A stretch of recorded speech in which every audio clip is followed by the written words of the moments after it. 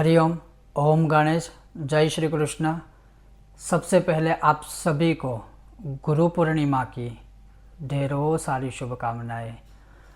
गुरु पूर्णिमा अर्थात आषाढ़ शुक्ल पूर्णिमा, जिसे गुरु पूर्णिमा भी कहते हैं, और व्यासाय विष्णु रूपाय व्यास रूपाय विष्णवे, अर्थात व्यास ही विष्णु रूप है और विष्णु ही व्यास स्वरूप अवतरित हुए हैं, जिन्होंने पुराण आदि का ग्रंथों का निर्माण किया था, अर्थात जिसे हम व्यास पूर्णिमा के नाम से भी जानते हैं, पहचानते हैं।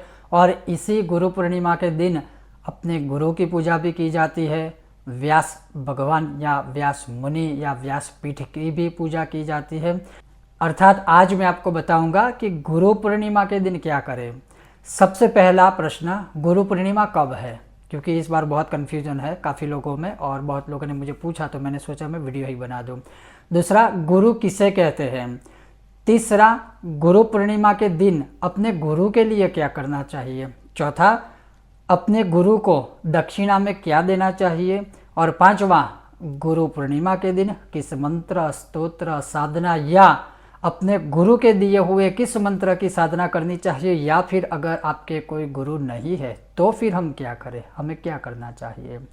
इन सभी विषयों पर आज मैं आपसे बात करूंगा। आज अपने इस वीडियो के माध्यम से आपको बताऊंगा। लेकिन वीडियो शुरू करो उससे पहले आप सबसे निवेदन है कि आप अगर हमारी चैनल पर नए हो, बिना भूले हमारी चैनल को लाइक, शेयर और सब्सक्राइब अवश्य कीजिएगा, और हमारा वीडियो पसंद आए तो सबके साथ साझा करने की अवश्य कोशिश कीजिएगा। चलिए शुरू करते हैं आज का विषय। सबसे पहले, गुरु किसे कहते हैं या गुरु किन्हें कहते हैं? तो ऑलरेडी एक बहुत विस्तार से गुरु के ऊपर ही वीडियो बनाया है, लेकिन एक अगर संक्षिप्त पंक्ति के माध्यम से कहूँ तो गु मानी अंधकार और रु मानी उजाला। जो हमें हमारे जीवन को अंधकार में से उजाले की ओर ले जाए, जो हमारे अंधकारमय जीवन को प्रकाशित बनाए, उसे ही गुरु कहते हैं। जो हमें एक अच्छे रास्ते पर चलना सिखाए, उसे ही हम गुरु कहते हैं। तो गुरु का एक संक्षिप्त महत्व या एक ही पंक्ति में अगर आप इसे ही समझने की कोशिश करेंगे तो बहुत ही गूढ़ मीनिंग है, गूढ़ रहस्य है। ये है गुरु का अर्थ, अर्थात गुरु कैसे होने चाहिए। तो जो हमारे जीवन को प्रकाशित करे, अंधकार में से उजाले की ओर ले जाए, उसे गुरु कहते हैं।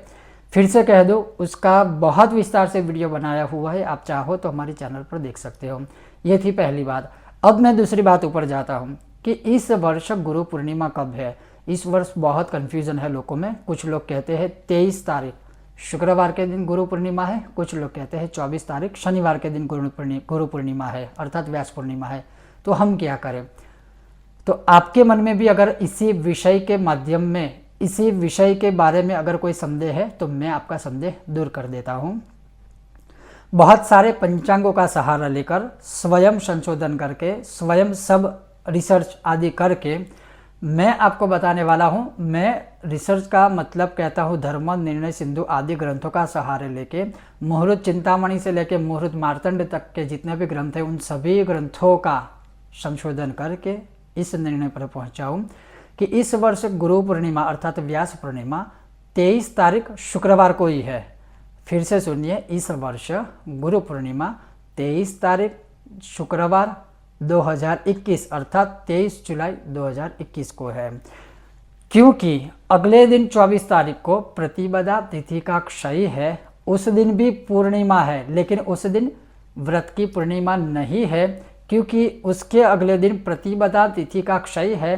तो 24 तारीख को पूर्णिमा के साथ साथ प्रतिपदा भी है, किंतु 23 तारीख को शुक्रवार के दिन उदित तिथि के अनुसार व्रत की पूर्णिमा मानी गई है, व्रत की पूर्णिमा बताई गई है। और इसके पीछे जो सिद्धांत होते हैं, जो नियम होते हैं, जो मैथमेटिक्स होता है, जो पंचांग होता है, ज्योतिष से लेकर जो भी इसकी काल गणना होती है, उस हिसाब से 23 तारीख को ही शुक्रवार गुरु पूर्णिमा है। 23 जुलाई 2021 शुक्रवार सुबह 10:43 से शुरू होकर, फिर से सुनिए, 23 जुलाई 2021 सुबह 10:43 से गुरु पूर्णिमा तिथि आरंभ होकर दूसरे दिन, अगले दिन शनिवार को सुबह 8:06 तक यह रहने वाली है।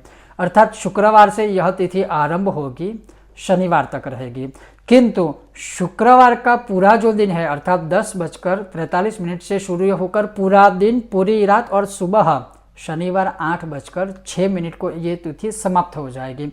इसीलिए व्रत की जो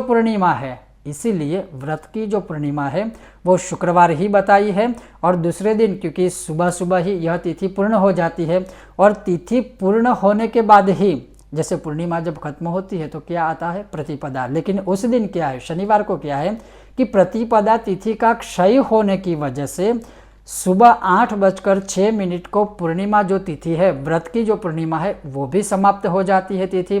तो अगर प्रतिपदा तिथि का क्षय है तो फिर क्या करें, तो प्रतिपदा तिथि का क्षय होने की वजह से उस दिन भी पूर्णिमा ही बताई है। उसके पीछे नियम है कि शुक्रवार ज़्यादातर जो भाग है, करीब करीब 90 से 95% जो भाग है तिथि का, वो शुक्रवार रहेगा। 5% अगर हम गिनते हैं दूसरे दिन शनिवार को सूर्य उदय से लेकर सुबह 8:06 तक, तो वो थोड़ा ही संक्षिप्त समय है। इसीलिए उस दिन पूर्णिमा तो है लेकिन व्रत नहीं किया जा सकता, क्योंकि अगर व्रत हम करेंगे तो 8:06 पर तो ये खत्म हो जाएगा। अगर उस दिन हम व्रत की पूर्णिमा गिनेंगे तो फिर अगले दिन से जो पूर्णिमा आरंभ होती है उसका क्या। तो मैं बहुत आपको कन्फ्यूज़न की बजाय मैं सीधी भाषा में कह दूं कि शास्त्रों के अनुसार, ज्योतिष शास्त्रों के अनुसार, किसी भी एक दिन, ज़्यादातर तिथि का समय सिर्फ एक ही दिन में रहता है, और वही तिथि दूसरे दिन अगर सुबह सुबह ही 1 या 2 घंटे के समय में पूर्ण हो जाती है, उसके बाद जो अगली तिथि होती है वो जब उदित होती है तो उदित ही तिथि मानी जाएगी। लेकिन शनिवार को क्या है कि पूर्णिमा के दिन इस वर्ष शनिवार को प्रतिपदा तिथि है ही नहीं, अर्थात प्रतिपदा तिथि का क्षय है, तो सीधा ही बीज द्वितीय तिथि वहाँ नहीं गिनी जा सकती है। इसीलिए शनिवार को सुबह 8:06 को जो पूर्णिमा तिथि अगले दिन शुक्रवार सुबह 10:43 से शुरू होती है, वो शनिवार 8:06 को पूर्ण हो जाती है। तो जो गुरु पूर्णिमा है उसका ज़्यादातर हिस्सा शुक्रवार ही चला जाता है, अर्थात सुबह से लेके अगले दिन सुबह तक। तो गुरु पूर्णिमा जो मनाई जाएगी या मनानी चाहिए शास्त्रों के अनुसार, वो शुक्रवार ही मनानी चाहिए।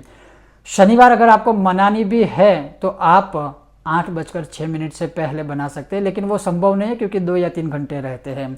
लेकिन व्रत के अलावा, व्रत की पूर्णिमा उस दिन नहीं है, किस दिन, शनिवार, तो शनिवार प्रतिपदा तिथि का क्षय होने की वजह से पूर्णिमा तो कहलाएगी, लेकिन अगर आपको व्यास पूर्णिमा, व्यास पूजन, गुरु के नमस्कार, गुरु मंत्र की साधना आदि जो कुछ भी करना है वो शुक्रवार 23 जुलाई को ही करना है। अपेक्षा है कि आप समझ गए होंगे। एक्चुअली ये बहुत कॉन्फ्लिक्ट वाला विषय है और इसके पीछे क्या क्या नियम आदि होते हैं, कैसे ये कैलकुलेशन होता है, मैं फ्यूचर में कोशिश करूंगा। लेकिन आज मैंने आपको संक्षिप्त में समझाने की कोशिश की। इन शॉर्ट फिर से कह दूं, गुरु पूर्णिमा इस वर्ष 23 जुलाई शुक्रवार 2021 को ही है। फिर भी मेरा वीडियो बनाने का जो उद्देश्य है संशोधन करके बनाया है, फिर आप जो चाहो उसे फॉलो कर सकते हो। तो दूसरा जो प्रश्न था कि इस वर्ष जो गुरु पूर्णिमा है वो 23 जुलाई शुक्रवार 2021 को है।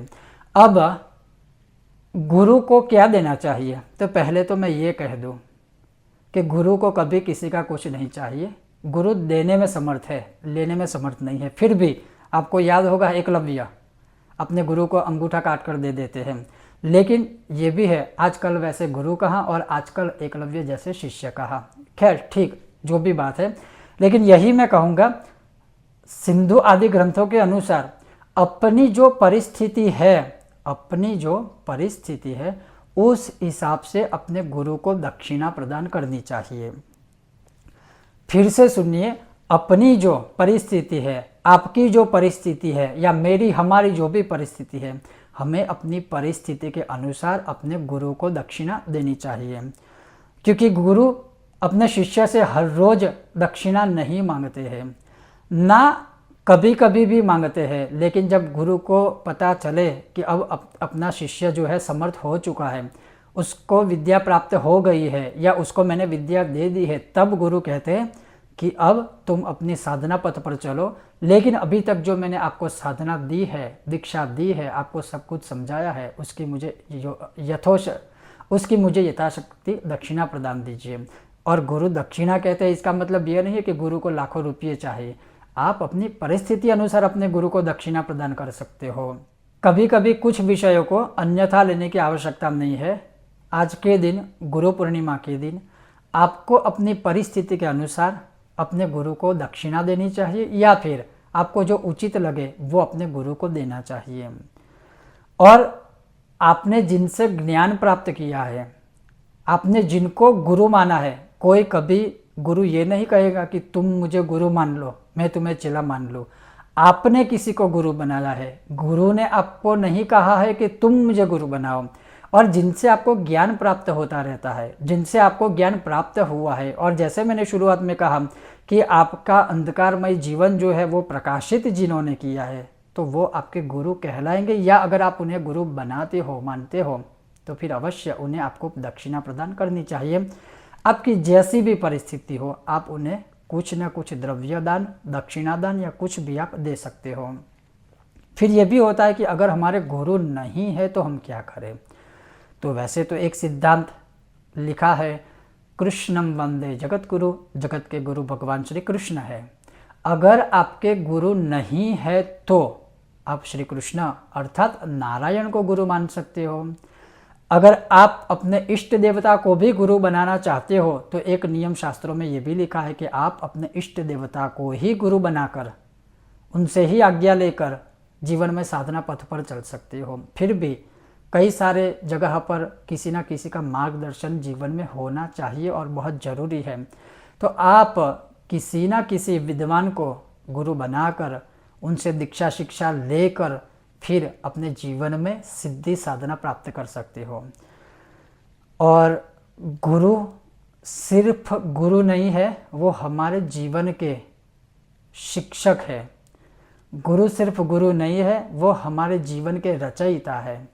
गुरु सिर्फ गुरु नहीं है, जब हम कांटों पर चलते हैं तो उन कांटों को हटाकर पुष्पों पर कैसे चलना चाहिए, वो जो सिखाए वो गुरु है। अर्थात शॉर्ट में कह दूँ कि आप अपनी शक्ति अनुसार अपने गुरु को दक्षिणा दे सकते हो। अब आजकल ये भी एक चीज़ है कि गुरु ने दीक्षा दी है या गुरु दीक्षा नहीं देते हैं, या कई बार हम गुरु बनाते हैं फिर उन पर से श्रद्धा उठ जाती है, नया गुरु बनाते हैं।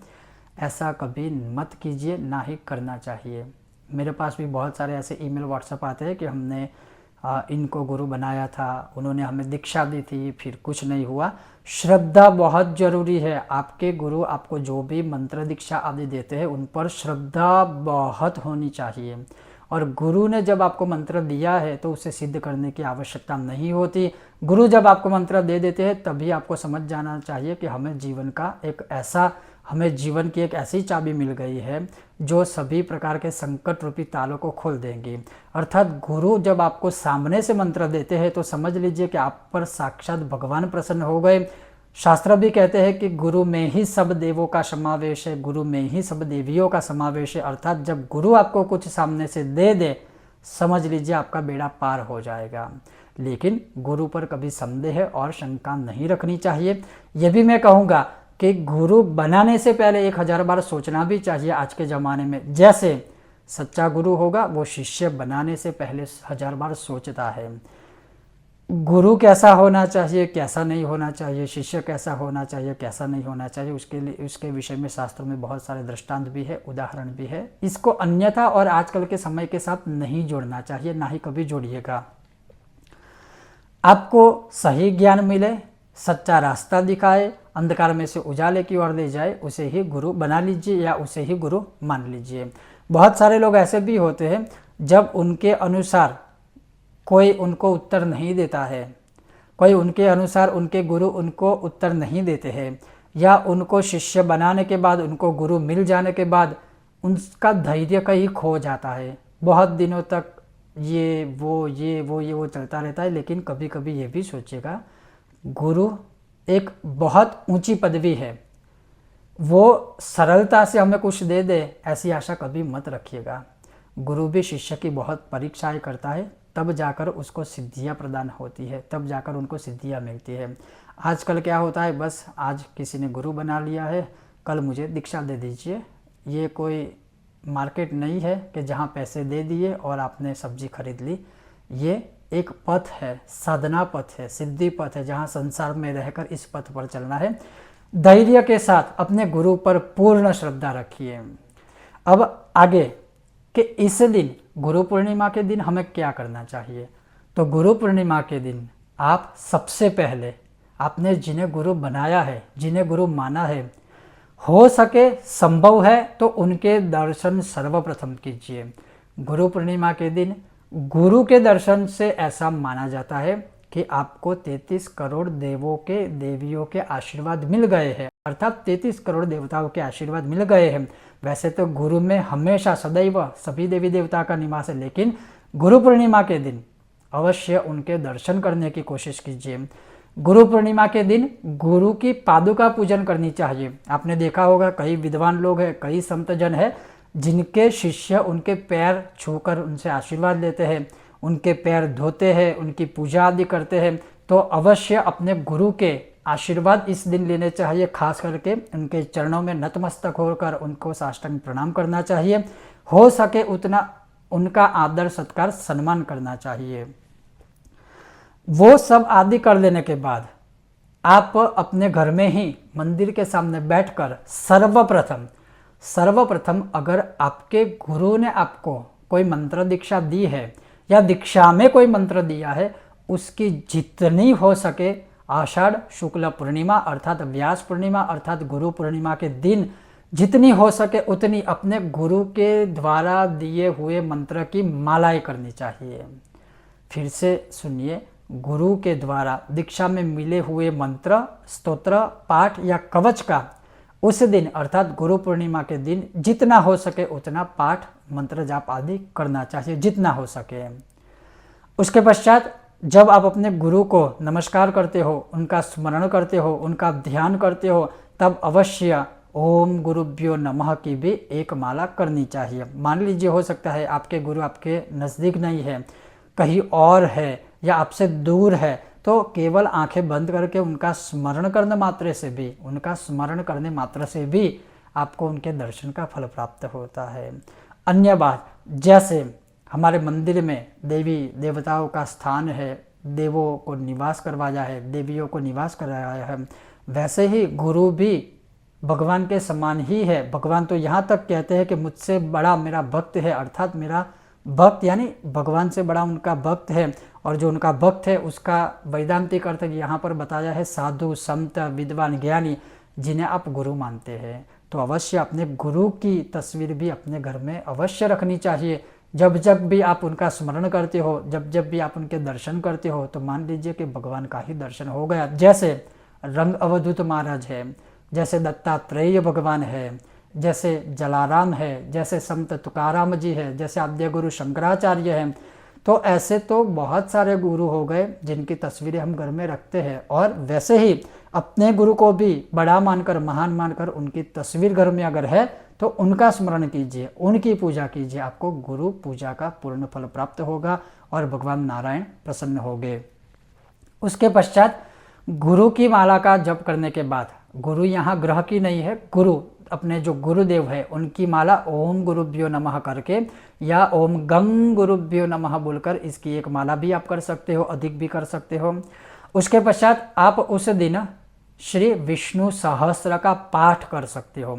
आषाढ़ शुक्ल पूर्णिमा के दिन श्री विष्णु सहस्त्र का पाठ करने से साक्षात गुरु तो प्रसन्न होते ही है, लेकिन जैसे मैंने कहा व्यासाय विष्णु रूपाय व्यास रूपाय विष्णवे, विष्णु भी प्रसन्न होते हैं, व्यास अर्थात अपने गुरु भी प्रसन्न होते हैं। तो विष्णु सहस्त्र का पाठ कीजिए। अगर आपके पास भगवान कृष्ण, भगवान श्री नारायण की मूर्ति है तो उनके ऊपर तिल से सहस्रार्चन, विष्णु सहस्र नामावली के नाम से, जैसे ओम विष्णवे नमः, तिल अर्पण कीजिए। फिर वो तिल है किसी पवित्र जगह पर उसका विसर्जन आप कर सकते हो, वो कर सकते हो। उसके पश्चात अगर आपको धन की प्राप्ति करनी है तो श्री यंत्र के ऊपर, मान लीजिए किसी के गुरु देवी माँ है, दुर्गा माँ है, तो स्त्री स्वरूप है, तो वो क्या करे, तो श्री यंत्र के ऊपर श्री सूक्तम से द्राक्षारस अर्थात अंगूर रस से, केवल अंगूर के रस से श्री सूक्त से यथाशक्ति आप अभिषेक कर सकते हो। वैसे ही इस दिन आप श्री ललिता सहस्त्र से या लक्ष्मी सहस्त्र नामावली से गुलाब की पुष्प की पंखुड़ियों से, आप रक्त गुलाब लाल गुलाब की पंखुड़ियों से आप एक एक नाम बोलकर श्री यंत्र के ऊपर अर्पण कर सकते हो। जैसे ओम महालक्ष्मी नमः, ऐसे 1000 जो नाम है वो बोलकर आप गुलाब की पंखुड़ियाँ अर्पण कर सकते हो। पश्चात वो किसी पवित्र जगह पर विसर्जित आप कर दीजिए। उसके पश्चात मान लीजिए आपके जो गुरु है, भगवान भी गुरु होते हैं, तो उनसे संबंधित कोई मंत्र सिद्धि साधना आदि आप कर सकते हो। और गुरु की जो महिमा है, गुरु पूर्णिमा जो है, उस दिन शत्रु आदि का बल क्षय आदि ये सब प्रयोग मत कीजिए जहाँ तक हो सके। अपने गुरु से ये प्रार्थना कीजिए मेरे शत्रु का बल क्षय हो वो तो ठीक है, लेकिन मैं सुरक्षित रहूं, मेरा शत्रु मुझसे दूर हो या उसका बल क्षय हो, उससे अधिक ज़्यादा चाहिए कि मैं सुरक्षित रहूं। अगर हम सुरक्षित रहेंगे तो हमारे सामने जो शत्रु है वो ऑटोमेटिक उसका बल क्षय हो ही जाएगा। तो अपने गुरु से प्रार्थना कीजिए और गुरु पूर्णिमा के दिन गुरु से की हुई प्रार्थना अवश्य हमें फल प्रदान करने वाली होती है। दुर्गा सप्तशती का पाठ कर सकते हैं।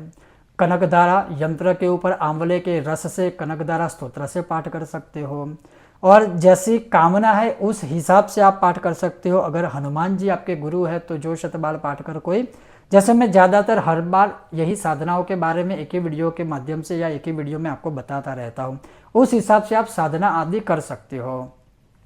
पश्चात आप अपने गुरु को वस्त्रदान आदि भी कर सकते हो, अन्नदान आदि भी कर सकते हो, और जैसे मैंने कहा यथोचित अपनी परिस्थिति अनुसार अपने गुरु को आप दक्षिणा प्रदान कर सकते हो। और मैं सिर्फ आपसे एक विनती करूंगा, जीवन में एक सिद्धांत और एक नियम ले लीजिए, गुरु बिना ज्ञान नहीं, गुरु बिना ध्यान नहीं, गुरु बिना मेरा मान नहीं, गुरु बिना मेरा सम्मान नहीं, और मेरे द्वारा मेरे गुरु का अपमान नहीं। ये पंक्ति जो है वो मैंने स्वयं लिखी थी। तो इस पंक्ति को आप अपना एक सिद्धांत बना लीजिए कि मेरे गुरु के बिना मेरा कुछ ज्ञान ही नहीं है। अर्थात मुझे ज्ञान लेना है तो मैं अपने गुरु से लूँगा। मेरे गुरु के बिना मेरा ध्यान नहीं है, मुझे ध्यान करना है तो अपने गुरु का आदेश लेकर करूँगा। मेरे गुरु के बिना मेरा मान नहीं है, अर्थात हमारा जो मान सम्मान भी होता है वो हमारे गुरु के आशीर्वाद से ही हमें जीवन में प्राप्त होता है। और ये सब अगर हमें हमारे गुरु देते हैं तो फिर मेरे द्वारा मेरे गुरु का अपमान नहीं, अर्थात मैं अपने गुरु का कभी अपमान न करूं। शास्त्रों में लिखा है, ठीक है आपको अपने गुरु पर श्रद्धा नहीं है, कोई बात नहीं है, गुरु का अगर आप सम्मान न कर सके कोई बात नहीं है, लेकिन गुरु का कभी अपमान नहीं करना चाहिए। अन्यथा गुरु का अपमान करके आप चाहे 33 कोटि देवताओं की पूजा करें, वो आप पर कभी प्रसन्न नहीं होंगे। ये शास्त्रोक्त वचन है। तो कहने का तात्पर्य यही है कि जितना हो सके अपने गुरु को आदर दीजिए, उनका सत्कार कीजिए, उनका मान सम्मान बढ़ाइए, और जीवन में आगे बढ़ना है तो गुरु के ऊपर श्रद्धा रखकर वो जो कहते हैं उस पथ पर चलिए, आपको सही रास्ता मिलेगा। क्योंकि हमसे ज़्यादा हमारे गुरु ज्ञानी होते हैं। जब हमें गुरु कुछ कहते हैं तो उसके पीछे गूढ़ रहस्य होते हैं। जैसे हम किसी डॉक्टर के पास जाते हैं तो वो हमारी बीमारी के अनुसार हमें दवाइयाँ देते हैं, तो बस डॉक्टर ने बोला कि आपको ये दवाइयाँ लेनी है, तो हम कितनी श्रद्धा रखकर वो दवाइयाँ लेते हैं। एक श्रद्धा होती है कि डॉक्टर ने मुझे दवाइयाँ दी है तो अवश्य मेरे जो रोग है, मुझे जो दर्द हुआ है वो मिट जाएगा। वैसे ही जब हमें गुरु कोई पथ पर चलने के लिए कहते हैं कि बस आप ये कीजिए, तो ज़्यादा संदेह करने की आवश्यकता नहीं है कि मेरा काम होगा, मेरा काम नहीं होगा, मैं ये करूँगा तो ये नहीं, ये कुछ मत सोचिए। गुरु ने दे दिया है, बस अपनी आंखें बंद करके उसको फॉलो कीजिए। धीरे धीरे धीरे धीरे धीरे धीरे करके पूरा जीवन परिवर्तित हो जाएगा। कहने का तात्पर्य एक ही है, अंधकार में से उजाले की ओर आपको ले जाए वही आपका गुरु है। ये था आज का मेरा विषय और वीडियो। आपको यह विषय वीडियो कैसा लगा अवश्य मुझे बताइए। अगर आपको यह विषय वीडियो अच्छा लगा हो तो वीडियो को लाइक करें, ज़्यादा से ज़्यादा शेयर करें और हमारी चैनल को सब्सक्राइब अवश्य कीजिएगा। एक बार फिर से आप सभी को व्यास पूर्णिमा की ढेरों सारी शुभकामनाएं। आप सबका बहुत बहुत धन्यवाद। सब स्वस्थ रहिए, मस्त रहिए, अपने अपने परिवार की रक्षा कीजिए, स्वयं की भी रक्षा कीजिए और सब खुश रहिए। और आप भी अपने गुरु से आशीर्वाद प्राप्त करिए। ओम गुरुभ्यो नमः। ओम गणेश।